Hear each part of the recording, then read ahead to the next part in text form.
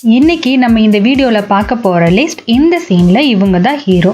என்ன இந்த சீனில் இவங்க தான் ஹீரோ அப்படின்னு யோசிக்கிறீங்களா? சினிமாவில் ஹீரோ ஹீரோயின் வில்லன் காமெடியன்னு படம் ஃபுல்லாக மாங்கு நடிச்சுட்டு பேர் வாங்கிட்டு போவாங்க. ஆனால் ஒரு சில கேரக்டர் 1-2 சீனில் தான் வருவாங்க. அவங்க நல்லவங்களா இருக்கலாம், இல்லை கெட்டவங்களா இருக்கலாம், இல்லை சின்ன குழந்தையா இருக்கலாம், இல்லை வயசான தாத்தா பாட்டியாக கூட இருக்கலாம். ஆனால் அந்த ஒரு சீனுக்கு அவங்க தான் ஹீரோ அப்படிங்கிற மாதிரி நடிச்சிருப்பாங்க. அந்த மாதிரி கேரக்டர் தான் இன்னைக்கு நம்ம வீடியோவில் பார்க்க போகிறோம். வாங்க வீடியோக்குள்ளே போகலாம். வந்த சனமெல்லாம் இந்திரன் வந்தது சந்திரன் வந்தது இந்த சினிமாதான். இங்க எம்ஜிஆர் வந்தது என்டிஆர் வந்தது. இன்னைக்கு நம்ம ஃபர்ஸ்ட் பார்க்க போற கேரக்டர் கைதி படத்துல வர கான்ஸ்டபிள் நெப்போலியன். கமிஷனர் ஆஃபீஸில் அன்னைக்கு தான் புதுசாக டியூட்டியில் ஜாயின் பண்ணுறதுக்காக இவர் வந்திருப்பார். சில பிரச்சனைகளால் அந்த ஸ்டேஷனில் போலீஸ் ஆஃபீஸர் எல்லாருமே எஸ்கேப் ஆயிருப்பாங்க. அந்த டைமில் கமிஷனர் ஆஃபீஸையும் அங்கே இருக்கிற கைதிகளையும் இவர் கெத்தா தண்ணியால் நின்று ப்ரொடெக்ட் பண்ணியிருப்பார். இவர் என்ன பண்ண போகிறாரு பாவம் அப்படின்னு நம்மளாம் யோசிச்சிருப்போம். அந்த டைமில் ஒரு பயங்கரமான வில்லன் எப்படியோ கமிஷனர் ஆஃபீஸ்க்குள்ளே வந்து லாக்அப் கீயை கேட்டு மிரட்டுவார்.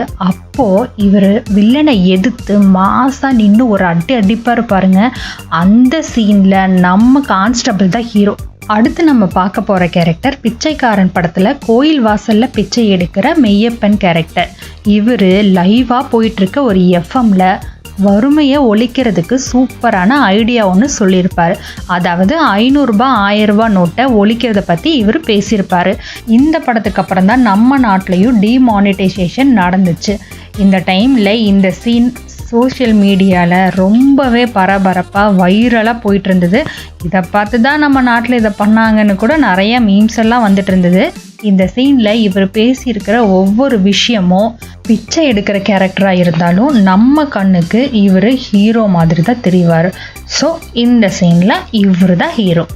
அடுத்ததான் நம்ம பார்க்க போகிறது குமரவர்மா. இந்த கேரக்டர் பாகுபலி 2 படத்தில் வர ஒரு கேரக்டர். ஆரம்பத்தில் இருந்தே ஒரு காமெடியாகவும் பயந்த கேரக்டராகவுமே காட்டுவாங்க. இவருக்கு இந்த படத்தில் இப்படி ஒரு சீனா அப்படின்னு நம்மளால் எதிர்பார்த்துருக்கவே மாட்டோம். எதிரி நாட்டை சேர்ந்தவங்க அரண்மனைக்குள்ளே பூந்துருவாங்க. அந்த டைமில் கூட அவர் பெண்கள் பின்னாடி தான் ஒளிஞ்சிட்ருப்பாரு. அப்போது நம்ம பாகுபலி வந்து இங்கே இருக்கிற பெண்கள் எல்லாரையும் நீ தான் காப்பாற்றணும்னு சொல்லிட்டு ஒரு கத்தியை கையில் கொடுத்துட்டு போயிடுவார். இவர் என்ன பண்ண போகிறாரு அப்படின்னு நம்மளாம் யோசிக்கும் போது தன்னையே அறியாமல் ஒரு தைரியம் வந்து வெறித்தனமாக எல்லாரையும் கொன்று குவிச்சிருவார். இந்த சீனில் இவர் தாப்பா ஹீரோ. இந்த சீனில் இவர் தாங்க ஹீரோவில். நம்ம அடுத்து பார்க்க போகிற கேரக்டர் ஒரு வில்லன். அவர் யாருன்னா சதுரங்க வேட்டை படத்தில் வர திலகர். ஹீரோவை ஒரு வேலைக்காக கூட்டிட்டு போகிற வில்லன் அவர் தப்பிச்சிடக்கூடாதுங்கிறதுக்காக தன்னோட ஆளான திலகரை ஹீரோயின் கூட விட்டுட்டு போகிறாங்க. வில்லன் எப்போ சொன்னாலும் ஹீரோயினை போட்டு தள்ள வேண்டியது தான் இவரோட வேலை. ப்ரெக்னெண்ட்டாக இருக்கிற ஹீரோயினுக்கு டெலிவரி பெயின் வருது. என்ன பண்ணுறதுன்னு தெரியாமல் இவரே ஹாஸ்பிட்டலுக்கு கூட்டிகிட்டு போய் சேர்ப்பார். வில்லன் கிட்ட இருந்து ஹீரோ எப்படியோ தப்பிச்சு போயிடுறாரு. அதனால ஹீரோயினை போட்டு தள்ள சொல்லி திலகர்கிட்ட வில்லன் சொல்கிறாரு. அப்படி தப்பிச்சு வர ஹீரோ வீட்டுக்கு வந்து பார்க்கும்போது திலகர் ஹீரோயினோட பாசத்தால் மனசு மாறி அவங்கள கொல்லாமல் விட்டுருப்பாரு. இந்த சந்தோஷத்தில் ஹீரோ தான் கொண்டு வந்த பணத்தையெல்லாம் அவர்கிட்ட நீட்டும் போது பணத்துக்காக ஆசைப்பட்டிருந்தா நான் அவங்கள தானே கொண்டிருக்கணும்னு சொல்லிட்டு பணத்தை தட்டி விட்டுருவாரு. இந்த சீனில் வில்லனாக இருந்தாலும் இவர் தாங்க நிஜமாவே ஹீரோ. சேதுபதி. இந்த படம்னு சொன்னதுமே கண்டிப்பாக நீங்கள் கண்டுபிடிச்சிருப்பீங்க. ஆமாம், நம்ம குட்டி பையன் ஹீரோ மாறன் தான். விஜய் சேதுபதி இந்த படத்தில் போலீஸ் ஆஃபீஸராக வந்து கலக்குன்னு கலக்கியிருப்பார்.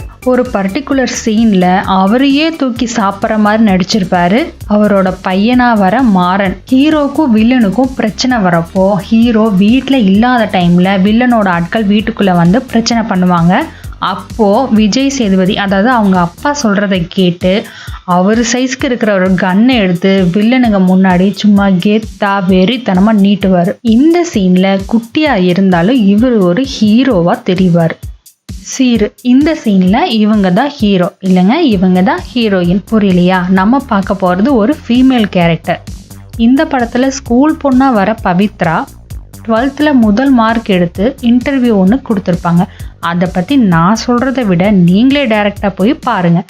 ஏன்னா அந்த அளவுக்கு பெண்கள் முன்னேற்றத்தை பத்தியும் சமுதாய பிரச்சனை பத்தியும் அவங்க பேசியிருப்பாங்க. குட்டி போட்டுச்சு. எங்க வீட்டு பக்கத்துல ஒரு நாய் 10 குட்டி போட்டதுங்க. அந்த 10 குட்டி உருட்டு இருந்தது. நம்ம ஊரு நம்ம தானே யாராவது இறங்கி சரி பண்ணணும். அதுக்குதான்.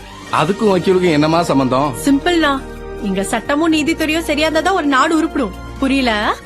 தண்டனைகள் கடுமையா மாறணும். இந்த சீன்ல பவித்ரா தான் ஹீரோயின். அடுத்ததா நம்ம பார்க்க போறது மனிதன் படத்துல இருந்து கான்ஸ்டபிள் பலராமன் கேரக்டர். அட்வொகேட்டா இருக்கிற ஹீரோக்கு அவரோட ஆப்போனன்ட் சைடுல இருந்து கொலை மிரட்டல் வர்றதுனால கோர்ட்ல இருந்து இவரை செக்யூரிட்டியா அனுப்பியிருப்பாங்க. பார்க்கறதுக்கு குச்சி மாதிரி இரும்பிக்கிட்டே பேஷண்ட் மாதிரி இருப்பாரு. பல நேரங்கள்ல ஹீரோ தான் இவருக்கு செக்யூரிட்டியா இருக்கிற மாதிரி தோணும்.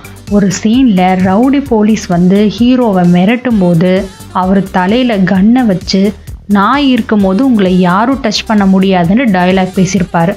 அந்த சீன்ல ஹீரோ பக்கத்துலயே இருந்தாலும் இவர் தான் ஹீரோவா தெரிவார்.